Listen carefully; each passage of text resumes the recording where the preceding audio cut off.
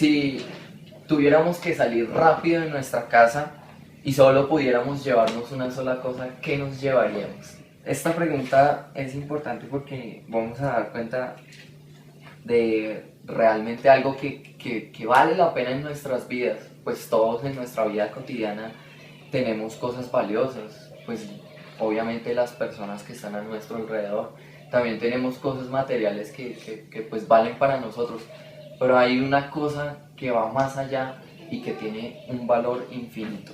Entonces vamos a abrir nuestras Biblias en Mateo 13 y versículo 44.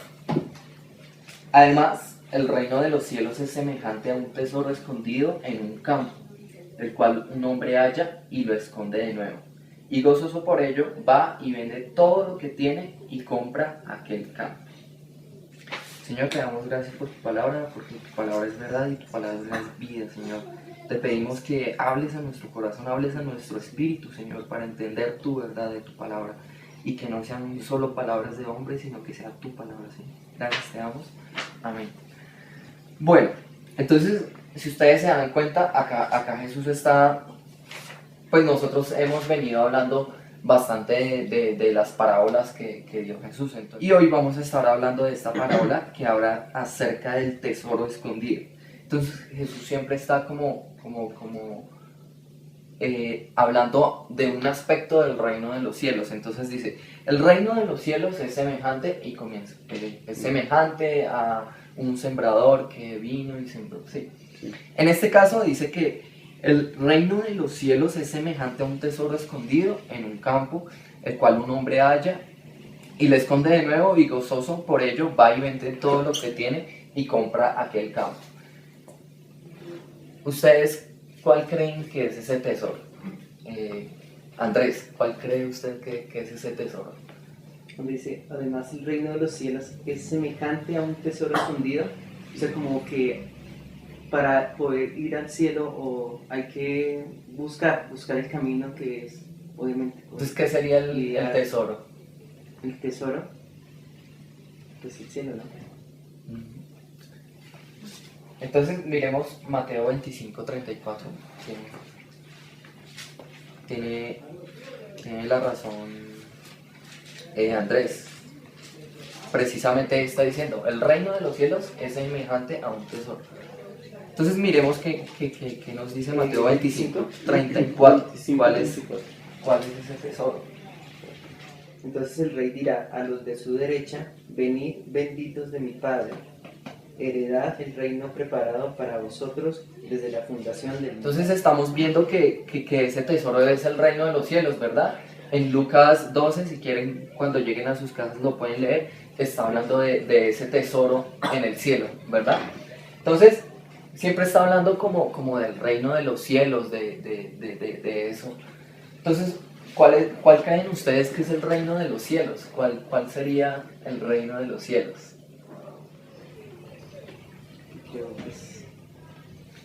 que es como un lugar en paz, o sea, que en el cual, o sea, no existe maldad alguna o cosas en sí en el cual uno tiene que preocuparse por muchas cosas materiales como el dinero. Entonces yo digo que allá no hay esas preocupaciones y tampoco hay cosas materiales que uno se pueda aferrar, sino que hay como una paz en la cual uno lo debe buscar, y es muy duro.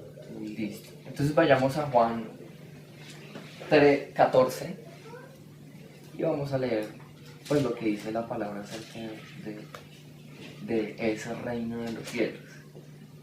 Y otra persona que me busque, por favor, Apocalipsis 22, 1 al 5. Juan 14, 1 al 3. Dice, no se turbe vuestro corazón, creéis en Dios, creed también en mí.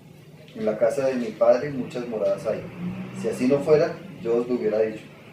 Voy, pues, a preparar lugar para vosotros, y si me fuere y os preparare el lugar, vendré otra vez, y os tomaré a mí mismo, para que donde yo estoy, vosotros también estéis. Y Apocalipsis. Después me mostró un río limpio de agua de vida, resplandeciente como cristal, que salía del trono de Dios y del Cordero. En medio de la calle de la ciudad y y a uno y otro lado del río estaba el árbol de la vida, que produce 2 frutos, dado cada mes su fruto, y las hojas del árbol eran para la sanidad de para la sanidad de las naciones.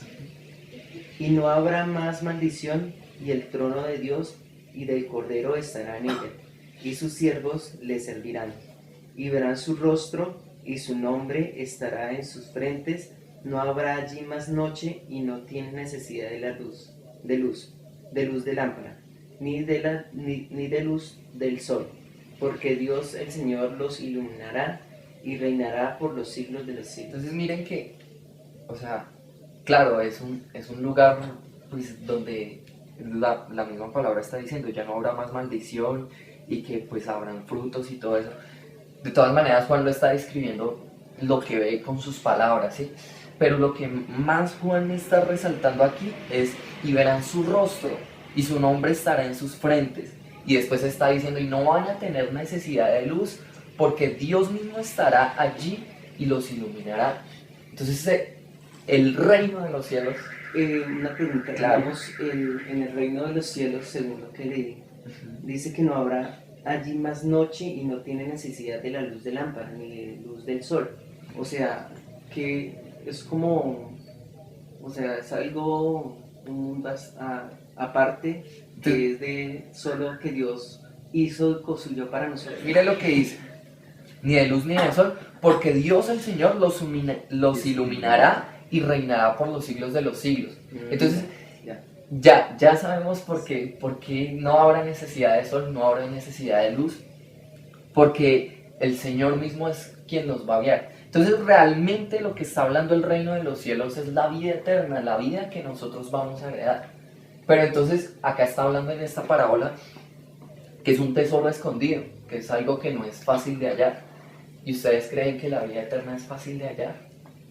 Vemos que no, ¿verdad? Porque dice que era un tesoro que estaba escondido por allá en un campo. Es como si nosotros llegáramos a un lugar que nunca habíamos conocido y fuéramos a un lugar que nunca había sido visitado y de repente encontramos un tesoro. Asimismo es la vida eterna está escondida, pero ¿por qué está escondida la vida eterna? Porque no es de fácil acceso. Entonces vamos a mirar la palabra, realmente nosotros qué tenemos que hacer para hallar ese tesoro, porque ese tesoro está tan escondido. Entonces busquemos en Mateo 7, versículo 13 al 14. Entrad por la puerta estrecha, porque ancha es la puerta, y espacioso el camino que lleva a la perdición, y muchos son los que entran por ella. Porque estrecha es la puerta, y angosto el camino que lleva a la vida, y pocos son los que la hallan. Tremendo, ¿no? Dice, estrecha es la puerta, ancha es la senda que lleva al camino y espacioso que lleva al camino de la perdición. Pero ¿por qué? ¿Por qué? ¿Por qué? ¿Por qué es Porque, así? pues lo que yo pienso en Sí. mi percepción es porque es muy fácil hacer cosas que a nuestra conveniencia y a nuestro querer satisfacer nuestras emociones es muy fácil. En cambio, mientras que pelear contra nuestras emociones es mucho más difícil.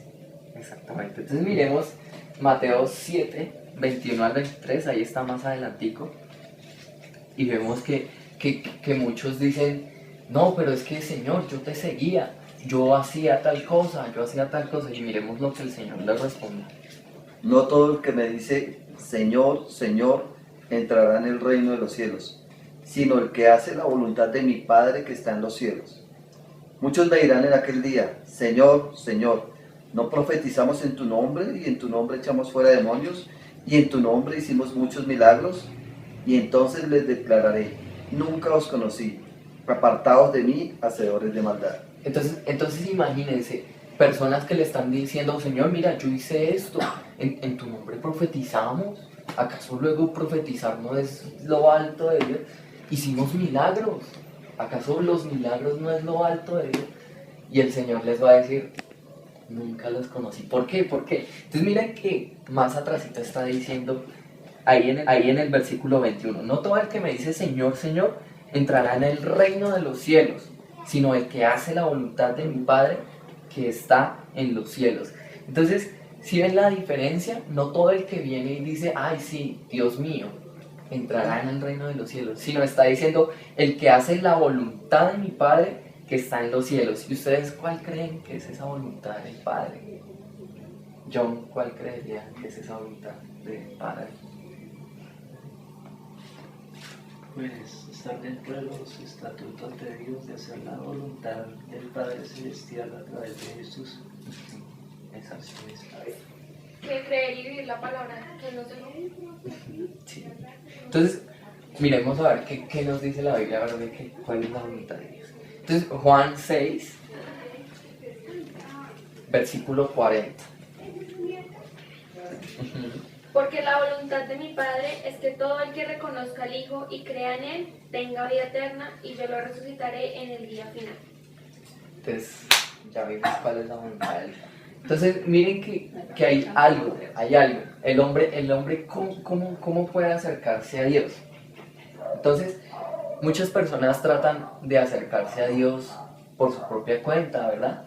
Entonces, han escuchado dichos como, no, es que yo busco a Dios a mi manera, o no, es que todos los caminos conducen a Roma, pretendiendo decir que todos los caminos conducen a Dios.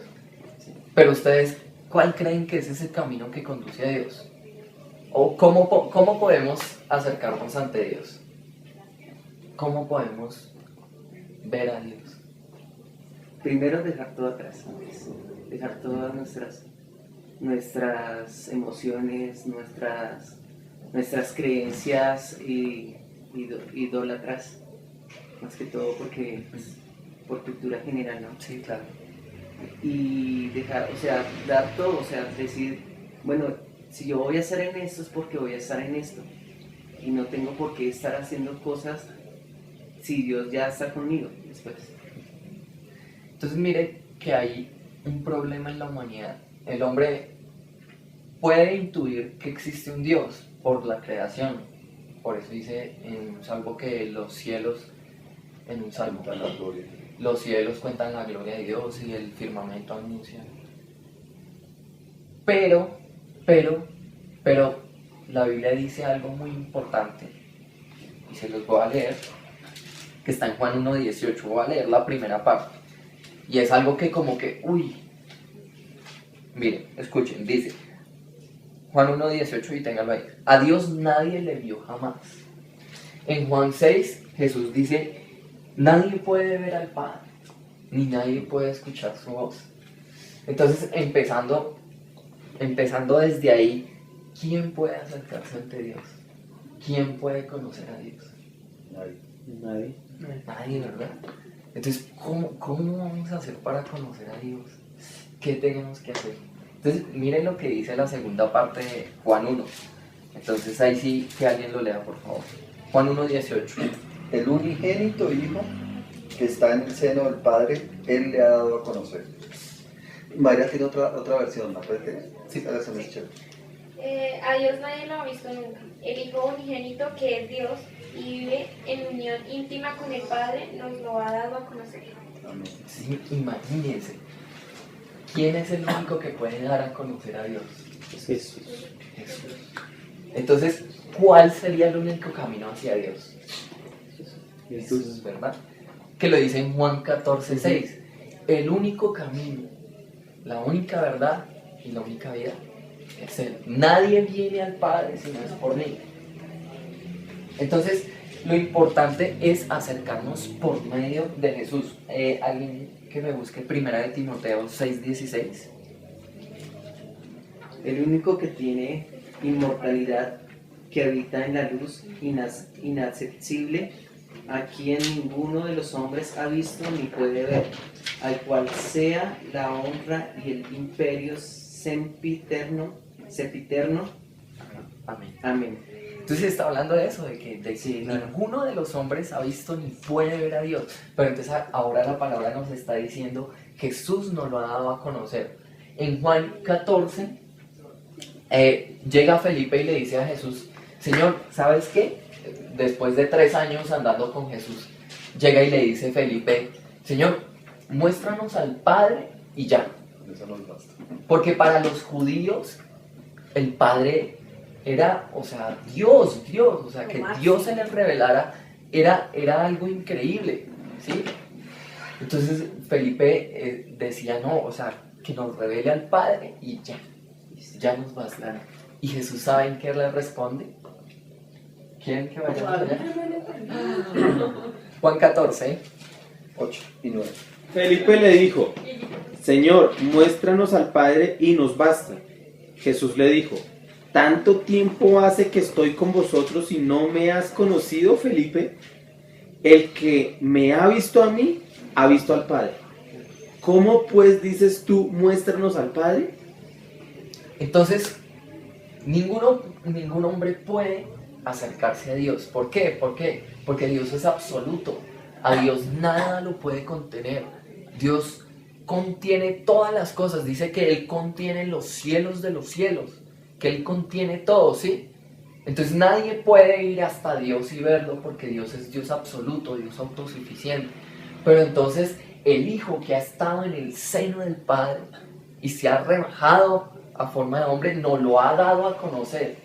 Él fue el único que podía mostrarnos al Padre, a Dios. Y por eso ahora podemos acercarnos a Dios y conocerlo.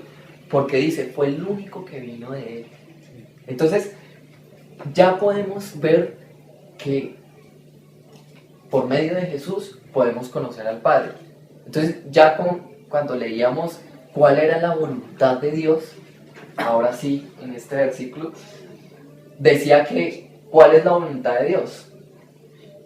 Volvamos a leer para que eso nos quede. Juan 6:40. Y esta es la voluntad del que me ha enviado, que todo aquel que vea al Hijo y cree en Él tenga vida eterna y yo le resucitaré en el día posterior. Entonces, ¿cuál es la voluntad del Padre?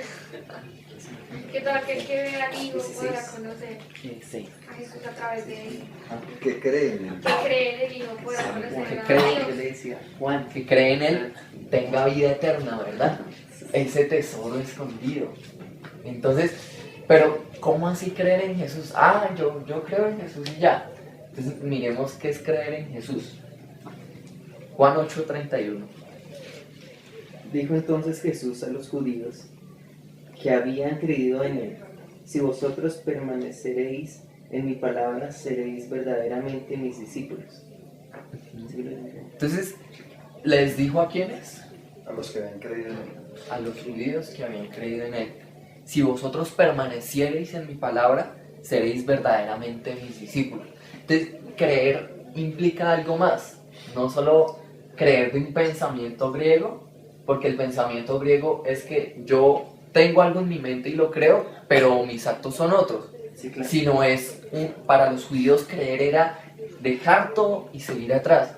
Por eso cuando Jesús va a donde Mateo Como, y le dice, Mateo, sígueme, le siguió, ¿sí? sí, como quien dice hacer las cosas, pero con base en Jesucristo y en la palabra. Permanecer en Permanecer sus en palabras. sus palabras.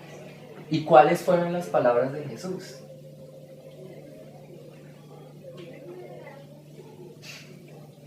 La Biblia, Entonces, para nosotros, ¿no? algo muy importante que tenemos que entender es que Jesús habló por su propia cuenta. Sí, Jesús habló por su propia cuenta. No. Ah, no, yo sí, Pero no me hice confundir. Yo no puedo hablar. Juan 14:10. ¿No crees que yo soy en el Padre y el Padre en mí? Las palabras que yo os hablo no las hablo por mi propia cuenta, sino que el Padre que mora en mí, Él hace las obras. Exactamente, entonces dice, yo no vengo y hablo por mi propia cuenta, sino que las cosas que el Padre me ha dado a hablar, yo las hablo. ¿Y qué fue lo que habló el Padre? Ahorita lo leímos. ¿Cuál era la voluntad de Él? Que creáramos en Él. Entonces, ¿cómo es eso de que es así? Entonces, mucha gente dice, no, es que usted para llegar a Dios tiene que ser bueno, tiene que ser perfecto y tiene que cumplir todas las cosas. Entonces Jesús llega y le rompe con todo y les dice, y los acorrala. Entonces les dice, claro, como que a ustedes les fue dicho que el adulterio pues era pecado. Entonces yo les digo, si alguien en su corazón codicia a esa mujer, ya pecó. Entonces yo les voy a hacer una pregunta. ¿Quién de los que estamos aquí no hemos tenido un mal pensamiento?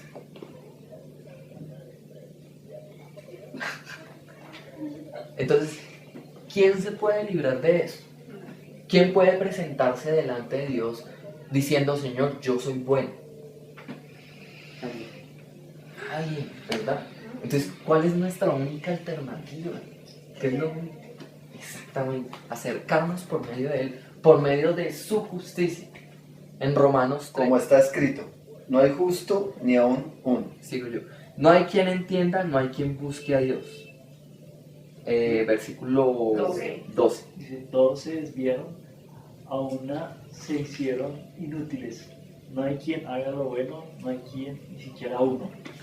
Su garganta es un sepulcro abierto, con su lengua profieren engaños. Veneno de víbora hay en sus labios. Su boca está llena de maldición y de amargura.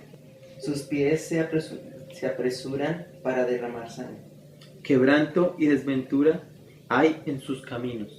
Un camino No conocieron camino, hermano. de paz, Exacto. nos como enos como de paz, o hay temor de Dios De Dios, delante de sus ojos.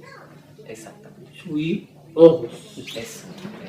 Pero sabemos que todo lo que la ley dice, lo que dice a los que están bajo la ley, para que toda boca se cierre y todo el mundo quede bajo el juicio de Dios. Entonces, voy a parar hasta ahí. Entonces, uno diría, uy, pero ¿quién es de quién está hablando ahí? Todos se desviaron, se hicieron inútiles. No hay quien haga lo bueno. Sepulcro abierto es su garganta. Entonces uno diría, uy, ¿de quién está hablando ahí? Uy, Terrible esa gente. terrible. ¿Y sabe qué dice la Biblia? Todos se desviaron. Entonces está incluyendo a toda la humanidad.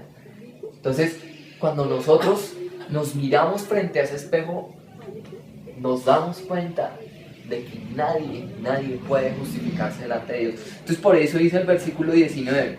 Por eso sabemos que todo lo que la ley dice, lo dice a los que están bajo la ley, para que toda boca se cierre y todo el mundo quede bajo el juicio de Dios.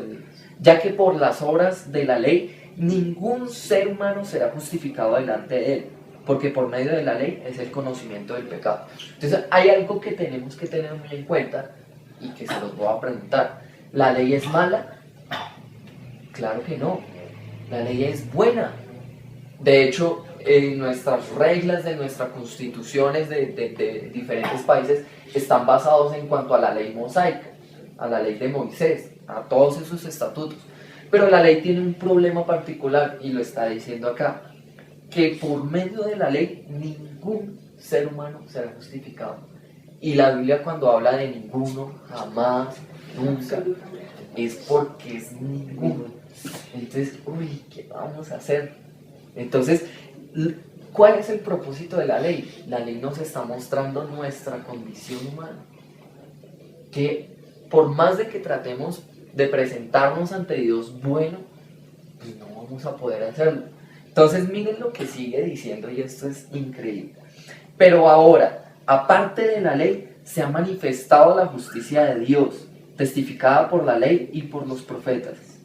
La justicia de Dios, ¿por medio de quién? De la fe en Jesucristo.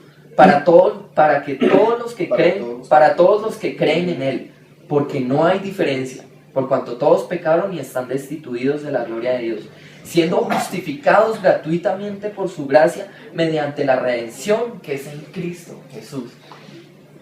En el caso de que si no hubiese venido Jesucristo acá, Estaríamos Estaríamos- perdidos. Estaríamos en el Antiguo O sea, Testamento. estaríamos en el Antiguo Testamento todavía sí, esperando. igualmente no habría como ese perdón, porque realmente cuando nosotros nos perdonamos a Dios es por vía de Jesucristo, que Jesucristo entregó nuestro. Lo que pasa es que en el Antiguo Testamento se da perdón, Entonces, pero el perdón era por sacrificios. claro, entonces hay Pero algo, el perdón era limitado. hay algo muy importante que tenemos que entender y es el mensaje del Antiguo Testamento. Claro. Y hay lo vamos a ver después. Pero entonces acá nos está diciendo, o sea, para que ningún ser humano pueda justificarse por sus obras, está la gracia de Jesucristo. Y ahora, por eso, no sé si ustedes han leído la parábola de las bodas del Cordero, donde habla que Jesús invitó a mucha gente. Bueno, Jesús no dice que un rey, un hombre, invitó a muchos invitados de honor, y dice que estos hombres empezaron a sacar excusas, ¿sí? Empezaron a decir, no, pues tengo compromisos, no, tengo que ir a comprar una yunta de bueyes. Y dice que el Señor dijo, no, ¿saben qué? Vayan y traigan al que quiera venir. Dice que vinieron cojos, paralíticos, ciegos, ladrones. Y Jesús después dice, esa es la gracia. ¿Y quiénes son esos cojos, esos ciegos, esos paralíticos, esos ladrones? Somos nosotros, ¿verdad? Claro. Porque toda la humanidad está incluida ahí. Y dice ahora el Señor, vengan, como le dijo a la samaritana, vengan al agua de vida para que nunca tengan sed jamás. Entonces el único que tiene palabras de vida es el Señor Jesús. Y por eso el Padre nos está diciendo, mi voluntad es que ustedes vengan por medio del Hijo. Pero entonces, ¿qué tenemos que hacer para vivir por medio del Hijo? Juan 12, 25 al 26. El que ama su vida la perderá, y el que aborrece su vida en este mundo para vida eterna la guardará. Si alguno me sirve, sígame, y donde yo estuviere, allí también estará mi servidor. Si alguno me sirviere, mi Padre le honrará. Entonces, ¿qué es lo que está diciendo? Que el que busque su vida la perderá, pero el que pierda su vida en este mundo por causa de mí la hallará para vida eterna, la hallará. Entonces, no sé si ustedes se dan cuenta que en esta sociedad actual la gente está buscando que los llene, ¿sí? Y está como buscando estar completos en la vida. Entonces, pues, unos es el dinero, entonces el dinero les hace crecer el ego. Otros es las cosas materiales, otro es estar rodeados de muchas personas, pero eso es algo que pasa, es pasajero. La Biblia dice, el mundo pasa y sus deleites, pero el que permanece para siempre. Entonces, por ejemplo, en una sociedad, y eso lo hablábamos ayer con Samuel, por ejemplo, Japón, que es uno de los países más avanzados en cuanto a tecnología y es uno de los países más desarrollados, y hablan del desarrollo, del superdesarrollo, entonces uno diría, uy, no, pues esta gente está súper completa en la vida, y es la gente con tasas, altos índices de suicidio. Entonces están llegando al sinsentido de la vida, teniéndolo todo, pero al final teniéndolo nada. Entonces, ¿qué nos puede llenar a nosotros? ¿Qué puede ser eso? Entonces, miren, lo digo por mi experiencia de haber recibido al Señor, que no hay mayor gozo de la existencia que estar en Él. Y eso lo dice su palabra. Entonces, miremos Colosenses 2, 9 y 10. Desde el versículo 8 al 10. Dice, mirad que nadie os engañe por medio de filosofías y huecas sutilezas, según las tradiciones de los hombres, conforme a los rudimientos del mundo y no según Cristo, porque en él habita corporalmente toda la plenitud de la deidad, y vosotros estáis completos en él, que es la cabeza de todo principado y potestad. Este versículo es, porque en él habita corporalmente toda la plenitud de la deidad, y vosotros estáis completos en él. Entonces, ¿en quién más podemos estar completos sino en Cristo? Porque ahora Él viene y nos toma como su templo, lo dice en otra parte. Dice que Él viene y hace morada con nosotros, y esa es la vida eterna, conocer y entender que Él es Dios, y ese conocer es de una relación con Él. Entonces, uno diría, uy, increíble dejarlo todo por Él y conocerle, ¿sí? Lo hizo Pedro, lo hizo Pablo, y ellos fueron personas que lo dieron todo. Pedro fue azotado, fue maltratado y al final fue crucificado al revés, según la historia de la iglesia. Juan fue quemado en una olla hirviente y quedó vivo y luego fue desterrado en una isla. Pablo. Pablo que no sufrió cárceles, tribulaciones y a lo último, pues según la historia dice que lo decapitaron, ¿verdad? Entonces uno diría, uy, pero esta gente está tenaz llegar a este punto, pero pusieron sus vidas como garantía. ¿Por qué? Porque estaban completos en Él. Entonces, no es que ahora vayamos y tengan que matarnos, ¿no? Pero que ahora nosotros sepamos que Él es nuestro todo y que en Él lo tenemos todo. ¿Qué puede suplir, qué puede llenar más que Cristo? ¿Acaso las cosas de este mundo pueden más que Cristo, que el gozo de la existencia? No hay mayor gozo que estar en Él. Entonces, eso es como lo más importante, hallar ese tesoro. Por eso les preguntaba al principio, ¿usted qué se llevaría de su casa? Entonces es así, como esa cosa preciada que uno tiene y que uno dice, uy, no, esto es, así es la vida eterna, es ese tesoro preciado, para que nosotros podamos cuidar ese tesoro y tenerlo ahí. Vale la pena dar la vida por ese gran tesoro, que es que un día estaremos junto con Él y Él será nuestra luz. Entonces, yo los invito a que cada día busquemos ese tesoro que es la vida eterna y que entendamos que Él es la verdad y que Él es la vida. Como dice Juan 17:3. Y esta es la vida eterna, que te conozcan a ti, al único Dios verdadero y a Jesucristo a quien has enviado. Señor, te damos muchas gracias por tu palabra, porque tu palabra es verdad y tu palabra es vida. Te pedimos, Señor, que nos ayudes a buscarte, que nos ayudes a negarnos a nosotros mismos como le dijiste a tus discípulos, Señor. Que el que quiera seguirme, que tome su cruz y sígame, Señor. Y es difícil, Señor, negarnos a nosotros mismos, entender que no es por nuestra obra, Señor, sino es por la obra de Jesucristo que podemos acercarnos, Señor.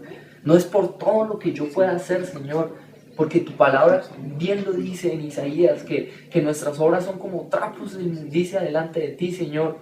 Porque ¿quién de los hombres puede acercarse a ti? Ninguno de los hombres, Señor. Pero ahora nosotros podemos acercarnos por medio de tu Hijo Jesucristo, que nos ha justificado y nos ha lavado con su sangre, y podemos creer en Él, que en Él hay perdón de pecados y vida eterna. Esa es tu palabra, esa es tu verdad, Señor. Gracias por darnos tu verdad. En tu santo y precioso nombre oramos. Amén. Amén.